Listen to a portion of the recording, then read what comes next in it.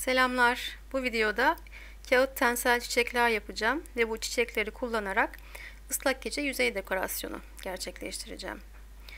Elimde bol miktarda kıvırcık tensel vardı. Bunları kullanmak istedim ama çok zor kopuyorlar. Oldukça birbiri içerisine geçmiş bir yapıları var. Bunu öncelikle yumuşatmam gerekiyor. Yapacağım bu çalışma için yumuşak tensellere ihtiyacım var. Düz tensellere ihtiyacım var yani. Bunu nasıl yaptığımı ben daha önce bir ev botu videomda göstermiştim. Burada ayrıca göstermeyeceğim. Sadece çamaşır yumuşatıcısı kullandığımı söylemek isterim.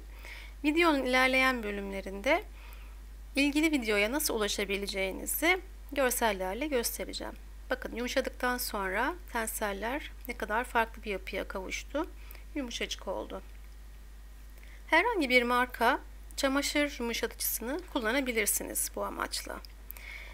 Kanalımdaki videolar bölümüne girdiğinizde ev botu şablonu, ıslak gece ev botu nasıl yapılır videosuna girerseniz eğer orada kıvırcık tenselin nasıl yumuşatıldığını ayrıntılı bir şekilde görebilirsiniz.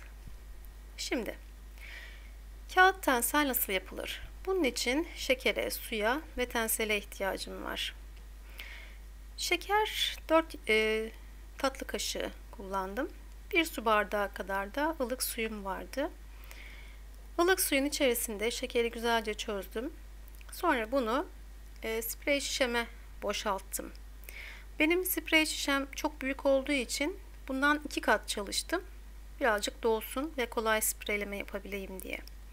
Zeminde fırın kağıdı kullandım. Fırın kağıdı bir sonraki aşamada bu parçayı ütülememde bana yardımcı olacak. O nedenle zeminde fırın kağıdı kullandım. Şimdi kağıt tensel yapabilmem için yumuşacık tensellere ihtiyacım var. Tensel dediğimiz şey aslında bitkisel kaynaklı bir lif. Viskoz ya da tensel iki farklı terim. Ben bunu yabancı bir videoda viskozla yapıldığını görmüştüm. Şimdi viskoz da bitkisel kaynaklı, tensel de bitkisel kaynaklıdır. Aralarında bir doku farkı var sadece ve hangi bitkiden elde edildikleri fark var. Tensel viskoza göre biraz daha hacimli ve parlak olduğu söyleniyor. Ve viskozdan da daha pahalı olduğu söyleniyor okuduğum bir kaynakta. Daha önce bir viskoz kullanmadım ben. Satıcıdan aldığım tensel etiketli ürünlerdi bunlar. Hani tenselle viskozu yan yana koy hangisi tenseldir deseniz onu bilemem çünkü viskoz kullanmadım daha önce. Evet, bir tepsiye güzelce bulut şeklinde tensellerimi serdim. Şimdi şekerli suyumu üzerine spreyleyeceğim. Daha sonra elime eldiven takıp düzenleyeceğim. Yüzeyi dümdüz yapacağım. Ve ondan sonra kurumaya bırakacağım.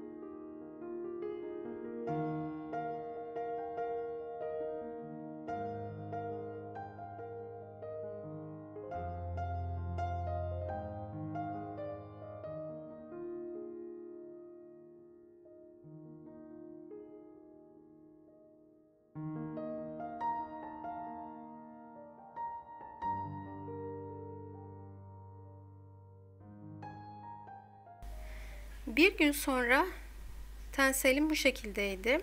balkonda kuruttum. Buna rağmen çok fazla kurumamıştı. Hala nemliydi ve yapış yapıştı yüzeyi. Bu şekilde kullanabileceğimi düşünmedim.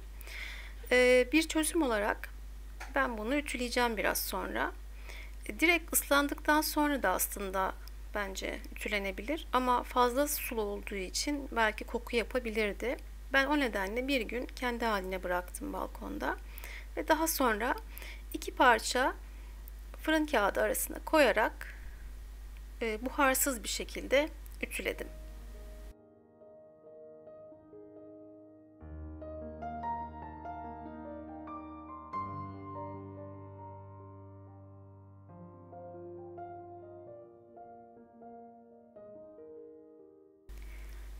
Evet, ütüledikten sonra parçam çok daha sertti, kuruydu ve kullanıma çok daha uygundu. Bundan minik daireler keseceğim. Kağıt tensel yapmanın amacı aslında tensele geometrik şekiller veya keskin hatlı şekiller verebilmektir. Ben çiçek yapmak istedim. Peki çiçeği bu şekilde yapmam şart mıydı? Yani o yumuşak ipek gibi olan ilk başta gördüğünüz tenselleri direkt elimle yuvarlayarak koysam olmaz mıydı? Niye bu kadar zorladım ki şartları? Niye bu kadar yani emek harcadım? Şöyle ki, şimdi tensel o kadar yumuşak bir madde ki elinizde böyle kayıveriyor. Yani onu ele avuca sığdırmak biraz zor. Bu şekilde kağıt tensel şeklinde çalışmak inanın çok daha kolay. Evet, bir plastik şablon üzerine desen oluşturdum. Tahta kalemiyle bir yüzeye çizdim desenimi. 70'e 70 santimetre başlangıç ölçüm. Sonra yüzeyi ters çevirdim ki tahta kaleminin mürekkebi yünüme çıkmasın diye. Evet, bir parça yün aldım. Bunu incelttim, çekiştirdim, birazcık yuvarladım.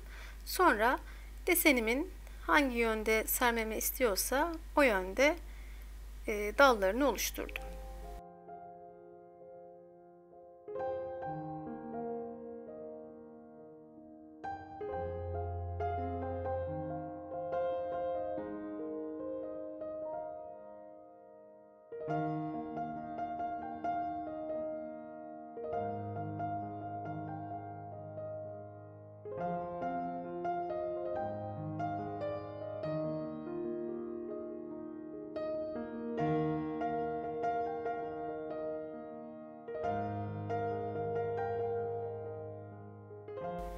Yünün üzerine bir miktar su spreyledim. Bu şekilde yün yüzeye daha iyi yapışacak ve şekil vermem daha da kolaylaşacak. Bir çöp şişle dallarıma şeklini veriyorum. Gereken yerlerini inceltiyorum. Gerekli yerlerini daha da açıp kalınlaştırıyorum. Bu şekilde zemindeki dalları oluşturuyorum. Dallara şekil verdikten sonra pembe kağıt tensel çiçeklerimi yüzeye yerleştireceğim. İşlem tersten yapılıyor. Yani önce dallar, sonra çiçekler, sonra da üzerine yün serilecek. Dolayısıyla iş bittikten sonra parçayı ters çevirdiğimde çiçeklerin bana bakması gerekiyor. Dalların altında kalmaması gerekiyor. O nedenle bazı çiçekleri dalın üstüne, bazıları da hafif kahverengi yünü kaldırarak dalın altına doğru yerleştireceğim. Böylelikle bir derinlik katacağım çalışmaya. Bazıları yüzeyde görünecek, bazıları da dalın altında görünecek. Bakın şu an dalın altına koydum. Bu işlem bittikten sonra oradaki çiçek dalın üst tarafında görünmüş olacak. Dal altta kalmış olacak. Evet, sadece su sıkıyorum. Bu şekilde kağıt tensel çiçekleri yüzeye sabitlemiş oluyorum.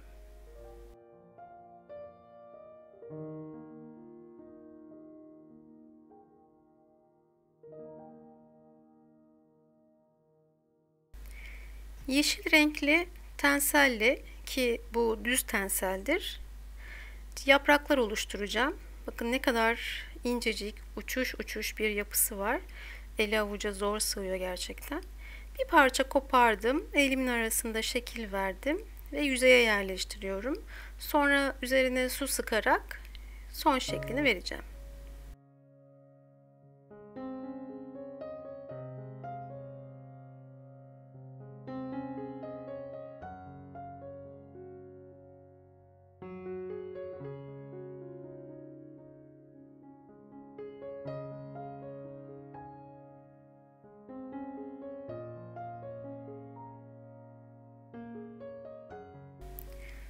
Evet, şimdi sıra geldi yün döşemeye.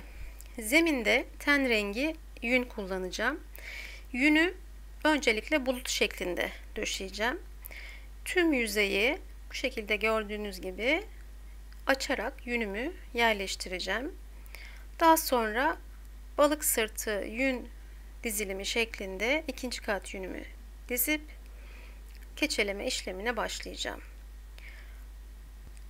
Farklı yün dizim şekilleri var. Bununla ilgili de bir videom var. Eğer arzu ederseniz video açıklamalarında linkini bırakacağım. Oradan izleyebilirsiniz. Çünkü her bir yün dizilimi farklı bir keçe ile sonlanır. O nedenle nasıl bir keçe yapmak istiyorsak o şekilde bir yün dizilimi yapmamız gerekir. Ben bu çalışmada ince bir keçe yapmak istiyorum ve yüzeye koyduğum tensellerin yün tarafından fazla yenmemesini istiyorum. Yani yüzeye yerleştirdiğim bu pembe çiçekler yün tarafından yenmesin. Ne demek yenmesin?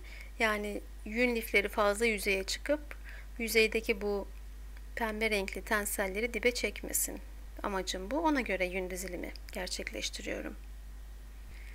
Bunun için de birkaç tutam yün aldım elime. Bunları karıştırdım. Sonra uçtan değil yandan çekerek, buna bulut şeklinde dizme deniyor, açarak yünümü yüzeye yerleştiriyorum. Bu çok çok ince bir yün yayımı. Daha sonra bunun üzerine balık sırtı ya da çapraz denebilecek olan yün döşeme sistemini kullanacağım.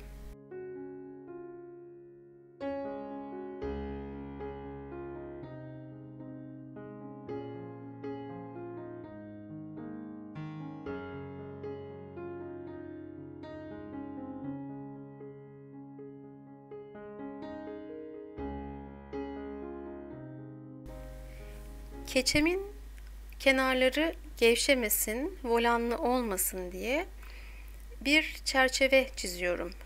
Yünle bir çerçeve çiziyorum. Bunu yapmazsam keçenin kenarları çok fazla volanlanır. Çünkü zeminde kullandığım yün dizim şekli buna çok müsait. O nedenle mutlaka şablonumun kenarından bir çerçeve oluşturacak şekilde yünümle dönüyorum. Evet, ilk sıra yünü kenara 45 derece açıyla yerleştiriyorum. Oklarla gösteriliyor. Birinci sırayı bu şekilde yerleştireceğim. Fazla kalın yaymamaya çalışıyorum. Çok kalın tutamlar halinde koyarsam yüzeye koyduğum o pembe renkli tenselleri yün yutar. Tabii ki keçeleme aşamasındaki uyguladığım yöntemler de buna etki eder. Şimdi ikinci sırayı döşeyeceğim. Bu sefer ilk sıraya 45 derecelik açıyla yerleştiriyorum. Zikzak şeklinde yerleştiriyorum yani yünleri.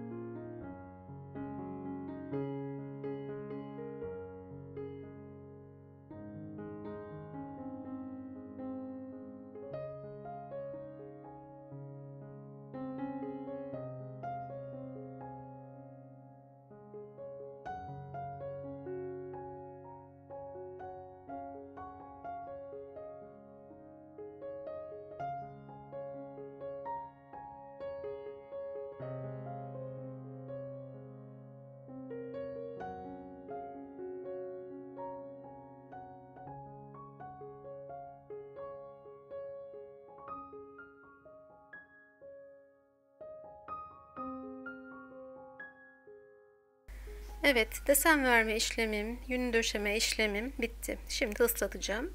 Bir miktar oda sıcaklığındaki suyu şişeye koydum. Üzerine de killi sabun ilave ettim.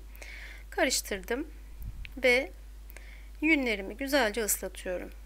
Bu aşamada fazla su kullanabilirim, sorun yok. Zaten biraz sonra yeterli ıslaklığı elde edeceğim ve fazla suyu da bir havluyla alacağım.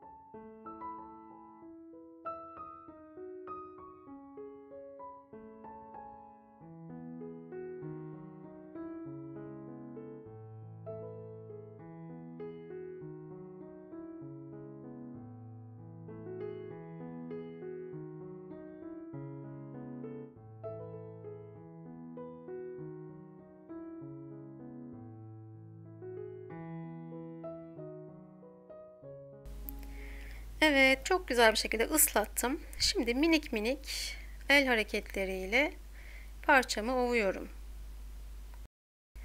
Bu çalışmada çok yavaş keçeleyeceğim. Özellikle desenin yün tarafından yenmemesi için, yutulmaması için çok yavaş çalışacağım. Şiddetli ovma işlemleri yapmayacağım. Örneğin bir bambu perde arasında bunu 50 kere, 100 kere yuvarlamayacağım. Sadece işte belki birazcık atma fırlatma hareketi yapabilirim ama kesinlikle sürtme, yoğun basınçla yoğurma yapmayacağım.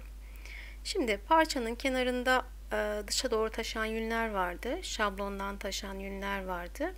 Onları geriye katlıyorum. Bu aynı zamanda benim parçamın kenarlarının daha sağlam olmasını sağlıyor.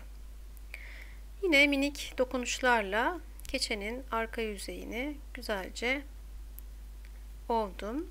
Şimdi parçayı ters çevireceğim. Bunu yapmak için üzerine bir naylon koyacağım.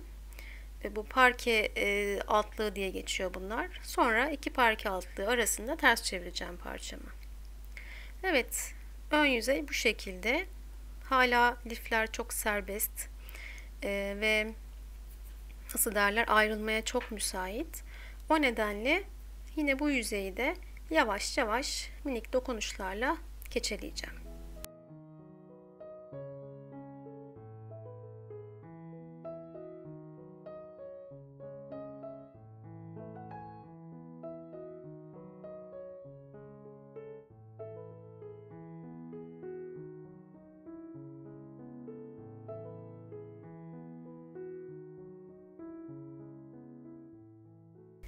Yavaş keçelemek çok sabır istiyor.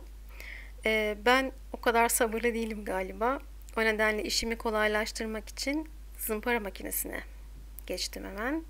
Zımpara makinesini kullanmak için yüzeye bir naylon örtü serdim. Bunun üzerinden güzelce titreşim hareketleri vererek zımparalayacağım. Zımpara makinesi şart mıdır ıslak keçede? Değildir ama olsa çok güzel olur. Eğer sürekli ıslak keçe çalışıyorsak kullanılması büyük fayda sağlıyor. İşlemi hızlandırıyor diyebilirim. İki kat plastiğin arasında parçamı yerleştirdim ve şimdi dalgalandırma hareketi yapacağım. Bu da yavaş keçeleme yöntemlerinden birisi. Yani keçeyi fazla sürtme yapmadan, şiddetli ovma yapmadan böyle yavaş yavaş minik dalgalandırma hareketleriyle keçelemek. Yani öyle diyebilirim. Evet, bu şekilde yavaş yavaş keçeye dönüştüğünü görebilirsiniz. Şimdi bakın, arada böyle minik minik büzülmeler oluyor. O minik büzülmeler aslında doğru yolda olduğumuzu gösteriyor ve pinch test yaptığımda da doğru yolda olduğunu görüyorum. Ve yine ben yavaş yavaş keçelemeye devam ediyorum.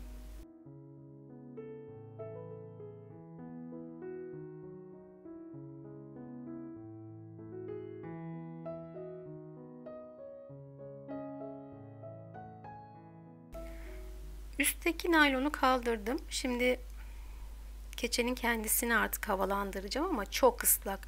Bu şekilde yaparsam çok fazla gevşer. Keçem çok gevşer. Fazla su var üzerinde. O nedenle güzelce havluyla suyunu alıyorum.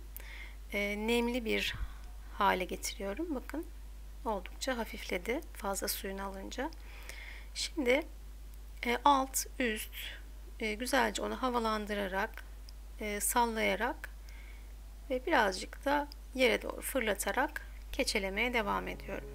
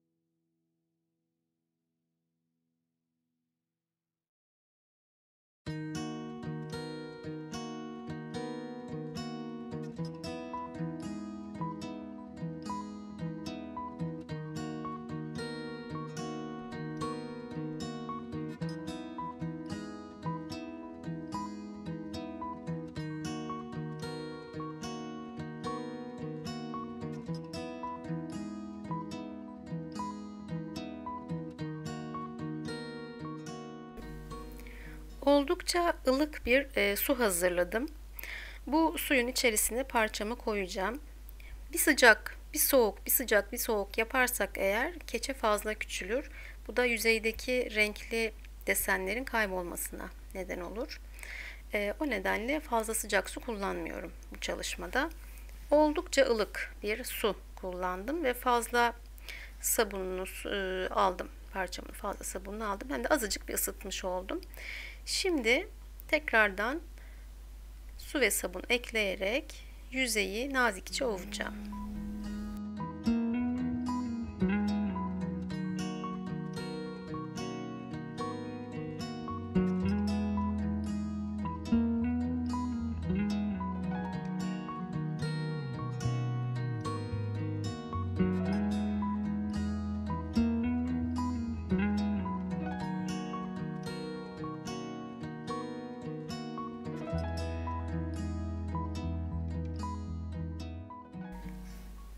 Evet, keçem artık istediğim boyuta ulaştı.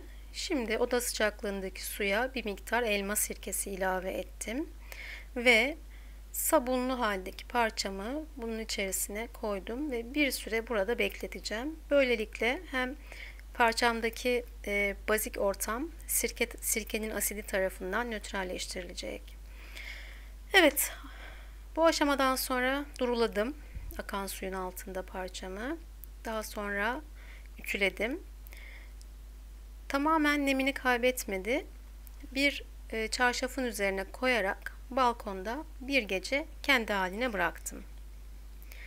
Burada şunu göstermek istiyorum.